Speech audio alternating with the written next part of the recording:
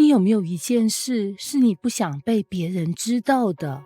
那是一想到就會說，如果可以重來就好了。更誇張一點啊，如果有一個按鈕可以把那段記憶完全刪除，你會不會按呢？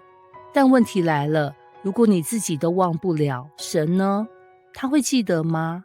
詩篇103篇後半段就是在回答這個問題哦，而答案可能比你想的更震撼。東離西有多遠，他叫我們的過犯離我們也有多遠。這句話很有意思，為什麼不是北離南？因為你往北走會碰到南嘛，但東和西你一直走永遠不會相遇。意思是神把你的過犯不是暫時放一邊，是徹底分開。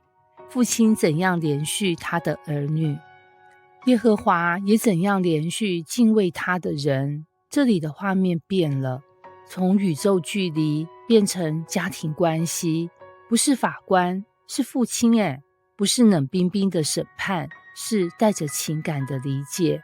因為他知道我們的本體，思念我們不過是塵土。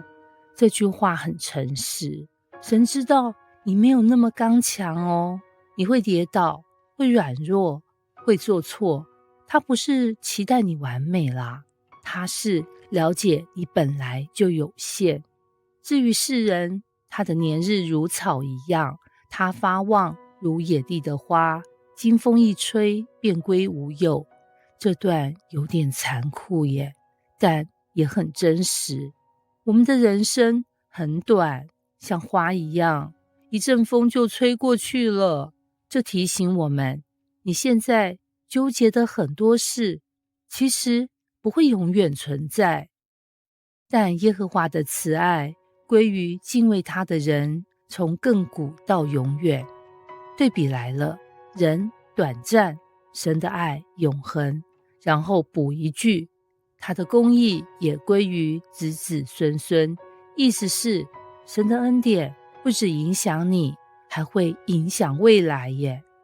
耶和華在天上立定寶座，他的權柄統管萬有。這句話很重要，因為我們常覺得人生很混亂，但詩篇103篇說，其實有一個中心，神沒有失控。最後突然擴大，你們做他的使者，聽從他命令的，都要稱頌耶和華。然後你們一切被他造的，在他所治理的各處，都要稱頌耶和華。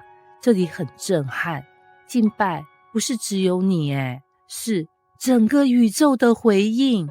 最後回到一句，我的心哪，你要稱頌耶和華。一開始他對自己說，最後還是回到自己我們常活在一個想法裡，我做錯的事會一直跟着我。但詩篇103篇說，如果神已經赦免你，其實可以不再被定義。這不是逃避責任，是重新認識恩典。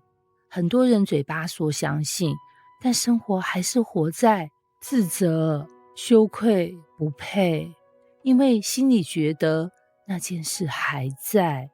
但詩篇在問你，如果神已經把它移走，你還要抓着嗎？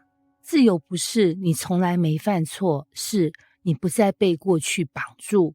我們活在一個很會記錄的時代，社群記錄、聊天記錄、歷史記錄，什麼都留着。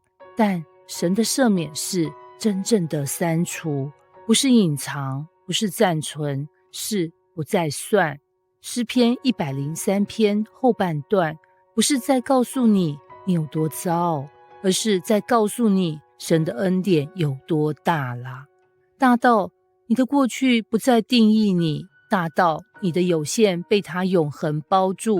所以最後問你一句，如果神已經不再用你的過去看你，你還要繼續用過去看自己嗎？